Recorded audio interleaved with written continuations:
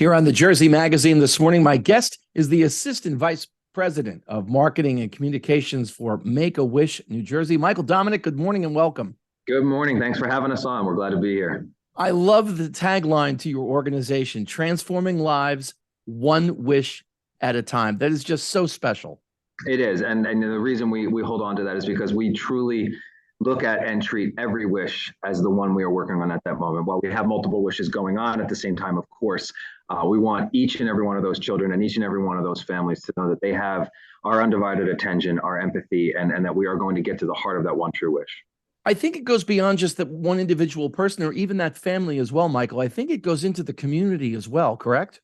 It does. We often look at, we have 40 years of wish granting history here in New Jersey as we celebrate our 40th anniversary and 43 nationally and globally.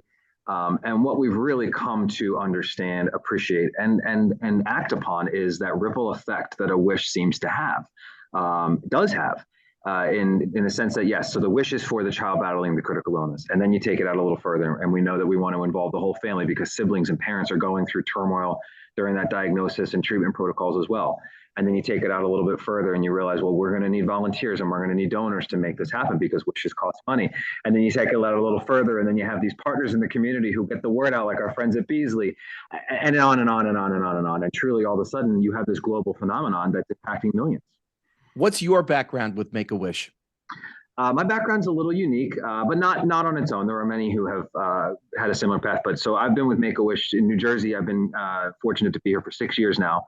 And I was with the Connecticut chapter prior to that for 7 years. But my Make-A-Wish story goes back a little further than that to the early 90s when my brother was granted a wish. So I'm a wish brother.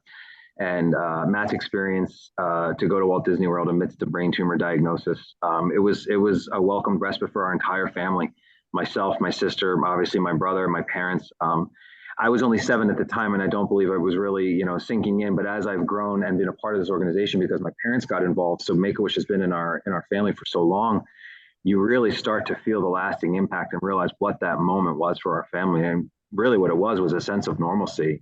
That was the most normal week I spent with my brother than I could remember in years prior, and so it's remained with us. And I'm happy to tell you, Matt's 25 plus years cancer free now. He's married. He's got a baby boy of his own. But we still look back on that trip as something that it was the glue that kept our family together at the time.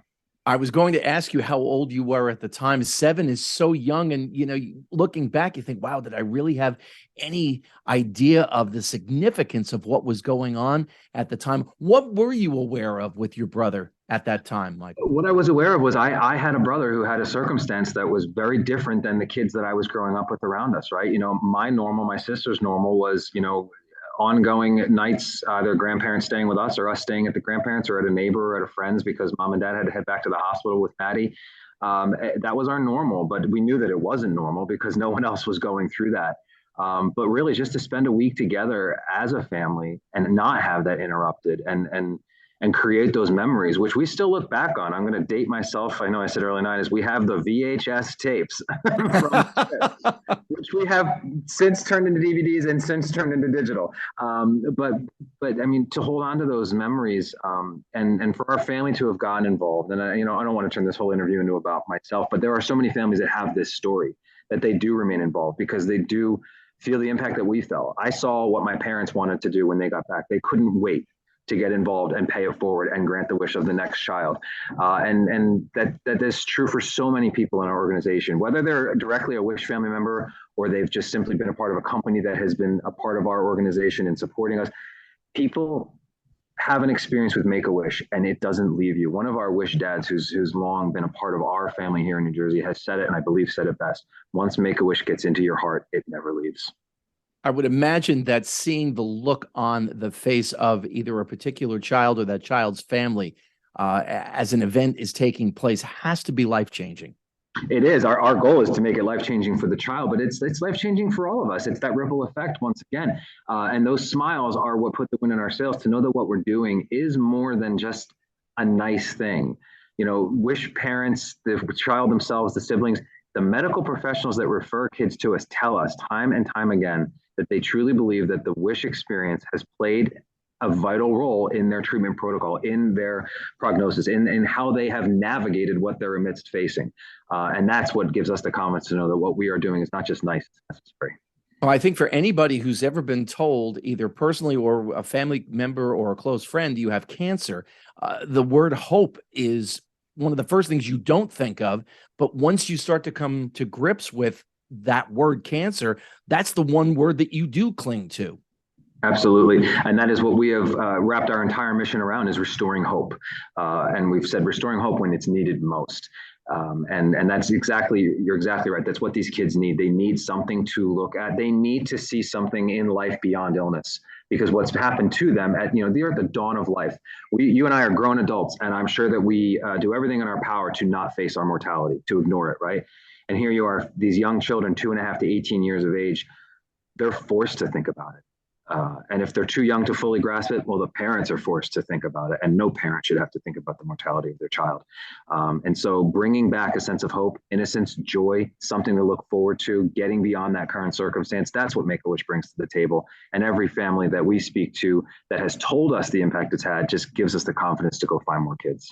Michael Dominick, my guest this morning on the Jersey Magazine here at 105.5 WDHA. I was surprised to find out that Make-A-Wish does not receive any federal or state funding. Where does the money come from?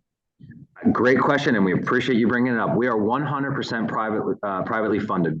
To your point, we receive no government grants. We rely 100% on the benevolence of the community, and that private donations comes in a variety of ways.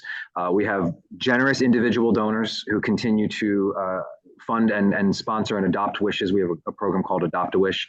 And we have great partners in the community, corporations that run campaigns for us or have, a corporate giving program.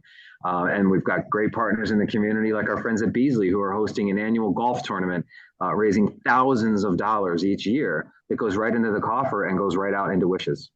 Yeah, in fact, you mentioned that golf outing. I believe it's August 1st. It is taking place. We're looking forward to it. We recently reconnected with the team of Beasley to start planning and getting everything together for that, and we absolutely can't wait. We've loved this relationship and this partnership, and it continues to blossom. And for other events, where should listeners go? Best way to get involved, find out about events and other ways that you might be able to help us, is visit our website, nj.wish.org. That's the quickest way to find everything and anything you need to know about our chapter.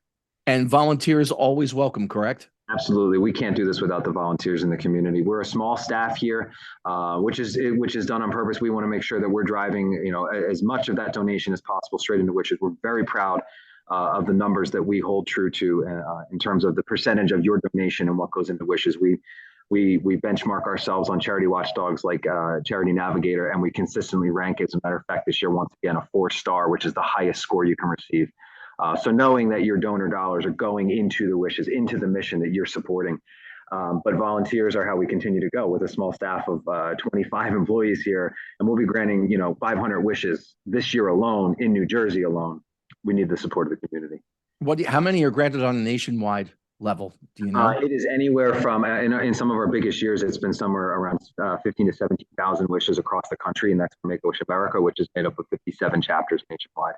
But our work's not done. Studies tell us that there are close to 30,000 kids in the United States each year that would be eligible for our mission. So we're continuing to get closer and closer to that number. Here in New Jersey, that number is about 700. So we're getting very close.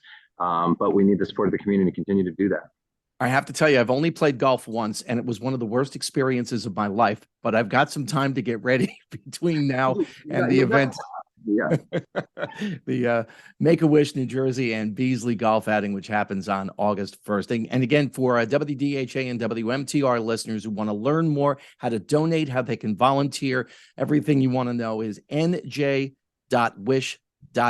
Michael Dominick, the Assistant Vice President of Marketing and Communications for Make-A-Wish New Jersey. Thank you very much for your time this morning here on WDHA on the Jersey Magazine. Always a pleasure. Thanks for having us.